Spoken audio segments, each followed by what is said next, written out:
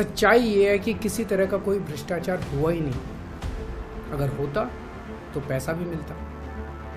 ऐसे फर्जी केस में आम आदमी पार्टी के कई नेताओं को इन्होंने अभी तक जेल में रखा हुआ है। किसी के भी खिलाफ कोई सबूत नहीं है, कुछ साबित नहीं हो रहा। आज बीजेपी भ्रष्टाचारियों को नहीं पकड़ रही, बल्कि खुलेआम ईडी और सीबीआई का इस्तेमाल करके दूसरी पार्टियों के नेताओं को तोड़ के बीजेपी में शामिल करवाने का काम किया जा रहा है।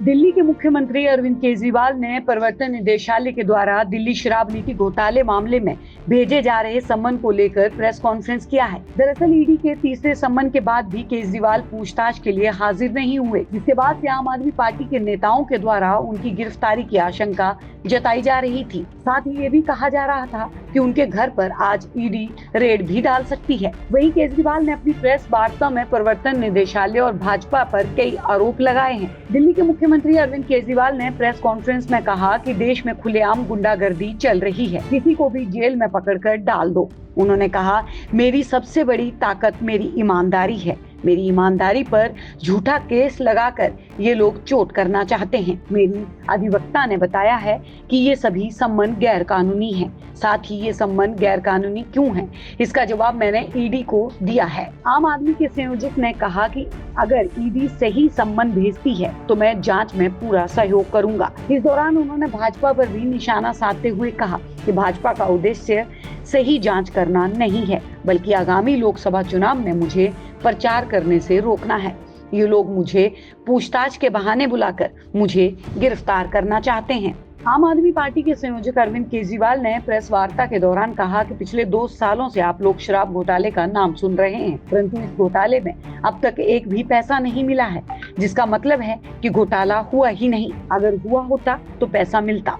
उन्होंने कहा कि भाजपा झूठे आरोप लगाकर मुझे लोकसभा चुनाव प्रचार से रोकना चाहती है। दिल्ली के मुख्यमंत्री ने कहा कि मुझे सीबीआई में 8 महीने पहले बुलाया था, जिसके बाद मैं उनके दफ्तर गया था, परंतु ईडी का सम्मन गैर कानूनी है। उन्होंने कहा कि जो भी भाजपा से हाथ नहीं मिलाता उसे ये लोग जेल भेज देते हैं, वही जो भी इसके साथ हाथ मिला लेता है वह व्यक्ति ईमानदार हो जाता है। नमस्कार। शराब घोटाला, पिछले 2 साल से ये शब्द आपने कई बार सुना होगा। 2 साल से बीजेपी की सारी एजेंसीज कई रेड मार चुकी हैं, कई लोगों को गिरफ्तार कर चुकी हैं, लेकिन अभी तक एक भी पैसे का हेरफेर कहीं नहीं मिला, कहीं से एक भी पैसा नहीं मिला। अगर भ्रष्टाचार वाकई हुआ है तो इतने करोड़ों रुपए गए कहां? क्या सारा पैसा हवा में गायब हो गया? सच्चाई यह है कि किसी तरह का कोई भ्रष्टाचार हुआ ही नहीं। अगर होता तो पैसा भी मिलता। ऐसे फर्जी केस में आम आदमी पार्टी के कई नेताओं को इन्होंने अभी तक जेल में रखा हुआ है। किसी के भी खिलाफ कोई सबूत नहीं है, कुछ साबित नहीं हो रहा। खुलेआम गुंडागर्दी चल रही है, किसी को भी पकड़ के जेल में डाल दो। अब बीजेपी मुझे गिरफ्तार करना चाहती है।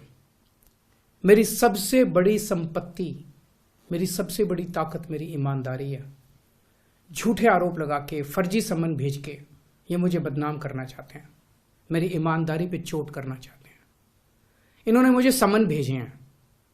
मेरे वकीलों ने मुझे बताया कि ये सम्मन गैर कानूनी है। क्यों गैर कानूनी है, ये मैंने इनको विस्तार से लिख के भेजा है। मैंने बताया है कि उनके सम्मन कैसे गैर कानूनी है, लेकिन उन्होंने मेरी एक भी बात का जवाब नहीं दिया।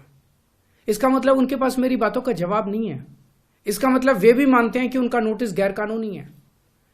क्या मुझे एक गैर कानूनी सम्मन का पालन करना चाहिए? अगर कानूनी रूप से सही सम्मन आएगा तो मैं पूरा सहयोग करूंगा। बीजेपी का मकसद जांच करना तो है ही नहीं। इनका मकसद तो लोकसभा चुनाव में मुझे प्रचार करने से रोकना है। ठीक लोकसभा चुनाव के पहले इन्होंने मुझे सम्मन भेजा है। क्यों? इस जांच को चलते 2 साल हो गए। अभी ठीक लोकसभा चुनाव के पहले मुझे क्यों बुलाया जा रहा है? पहले क्यों नहीं बुलाया? सीबीआई ने मेरे को 8 महीने पहले बुलाया था। मैं सीबीआई में गया था, उनके सारे जवाब भी दिए थे। लेकिन अब ये लोग ठीक लोकसभा चुनाव के 2 महीने पहले मुझे बुला रहे हैं। तो बीजेपी का मकसद कोई पूछताछ करना थोड़ी है। इनका मकसद है पूछताछ के बहाने केजरीवाल को बुला लो और उसे गिरफ्तार कर लो, ताकि मैं लोकसभा चुनाव में प्रचार ना कर पाऊं। आज बीजेपी भ्रष्टाचारियों को नहीं पकड़ रही, बल्कि खुलेआम ईडी और सीबीआई का इस्तेमाल करके दूसरी पार्टियों के नेताओं को तोड़ के बीजेपी में शामिल करवाने का काम किया जा रहा है। एक नहीं, दो नहीं, कितने उदाहरण हैं जहां किसी पार्टी के नेता के खिलाफ ईडीआई सीबीआई के मामले चल रहे थे या उन पे गंभीर आरोप लगे हुए थे। जैसे ही वो नेता बीजेपी में शामिल हुए, उनके सारे पुराने मामले बंद कर दिए गए या ठंडे बस्ते में डाल दिए गए। आप देख रहे हैं सौगंध टीवी, सौगंध वतन की।